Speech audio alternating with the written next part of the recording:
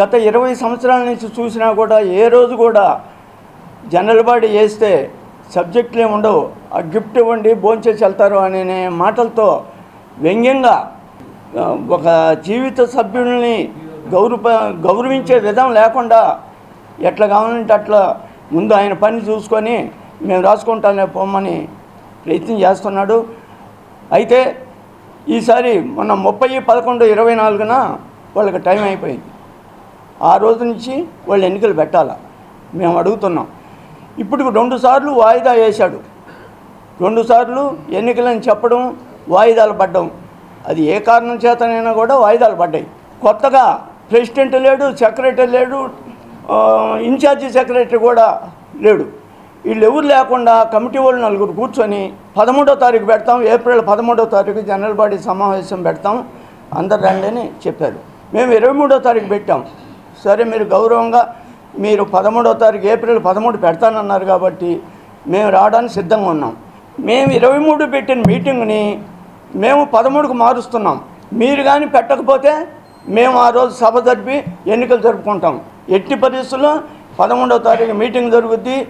గతంలో మాదిరి వాయిదాలు ఉండవు. కాబట్టి సభ్యులందరూ కూడా సమావేశానికి వచ్చి మరి ఆ సమావేశంలో పాల్గొని సమావేశాన్ని జయప్రదం చేయవలసిందిగా కోరుతున్నాం. గతంలో ఎప్పుడు లేని విధంగా రాజకీయ పార్టీని లోపలికి పిలవటం, అక్కడి నుంచి చేయటం, ఇలా మా వయసుల మనోభావాలు చాలా దెబ్బతిన్నాయి. గతంలో టీడీపీ పార్టీకి సంబంధించి వాళ్ళు లోపల చేసుకున్నా కూడా కేవలం వయసుల్ని పిలిచి వయసులతో మీటింగ్ పెట్టి పంపించేవాళ్ళు. ఇలా కాకుండా వీరు కొత్త సాంప్రదాయం తెరలేపి పార్టీని పిలవటం, అన్యులకి రూములు ఇవ్వటం. ఎందుకంటే ఇది మా వయసు కులానికి సంబంధించింది. అమ్మవారిని దర్శనానికి అందరూ రావచ్చు, దానికి ఎవరో అభ్యంతరం పెట్టరు. కానీ రూములు అనేది ఏంటంటే ఎవరో దాతలు ఇచ్చినాయి కాబట్టి వాళ్ళకు ఉపయోగపడాలన్న భావన అందరికీ ఉంటుంది. దీని దరిమిలా వయసుల మనోభావాలు చాలా దెబ్బతిన్నాయి. గతంలో 2024 సంవత్సరంలో వాళ్ళ కాలపరిమితి ముగిగా ముందే ఎలక్షన్స్ పెడదామని చెప్పేసి ఒక ప్రయత్నం చేశారు. దాన్ని మళ్ళీ ఏదో వాయిదా వేస్తున్నారు. ఆ తర్వాత 2 సార్లు మళ్ళీ ఎలక్షన్ పెడతాం, జనరల్ బాడీ పెడతాం అని చెప్పారు. దాన్ని కారణం లేకుండా వాయిదా వేశారు. మొన్న 3వ తారీఖు నాడు మేము దీని గురించి వారిని సంప్రదించాం.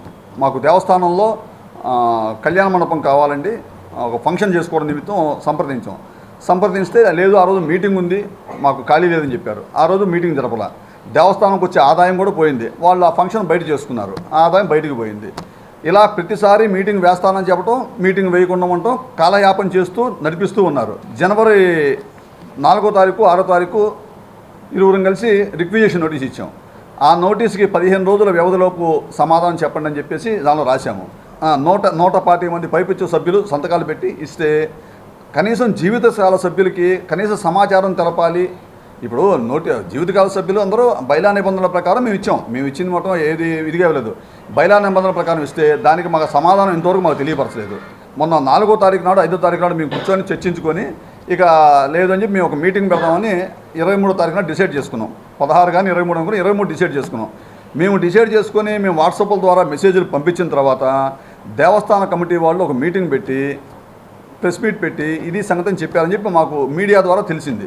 సాక్షాత్తు ప్రెసిడెంట్ అయిన నూకల వెంకట వేణుగోపాలరావు గారు, ఆ పక్కన వరదరాలు గారు, మేము పలానా రోజు మీటింగ్ పెడుతున్నాం, మీరు అందరూ రండి, 120 మంది సభ్యుల ద్వారా మేము మీటింగ్ పెట్టుకొని రిక్విజేషన్ సంతకాలు పెట్టి మీకు ఒక రిజిస్టర్ పోస్ట్ ద్వారా పంపించిన తర్వాత మీరు కనీసం జీవిత సభ్యులను అవమానపరిచినట్టేగా. మీకు మాకు కనీసం సమాచారం చెప్పలేదు, మేము వేస్తామా వేయమా పలానా కారణంతో వేయట్లేదని చెప్పేసి. ఇవన్నీ మరి మేము ఏం దుష్ప్రచారం చేసాం బాబు మీ మీద. 13వ తారీఖు మీటింగ్ పెడుతున్నారు. కావున 23వ తారీఖు మేము పెట్టదలుచుకున్న మీటింగ్ని మేము క్యాన్సిల్ చేసుకుని 13వ తారీఖు మీ మీటింగ్తోనే మేము జాయిన్ అవుతాము.